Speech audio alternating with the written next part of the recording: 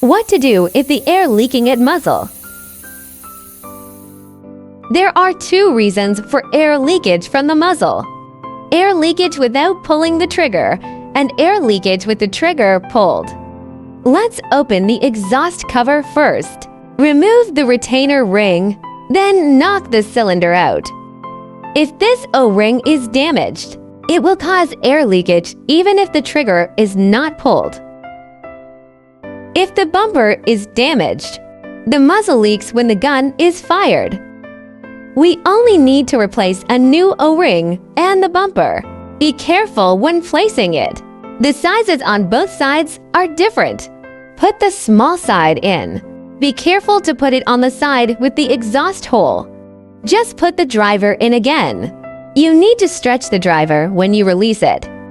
Then put it back into the gun body in order.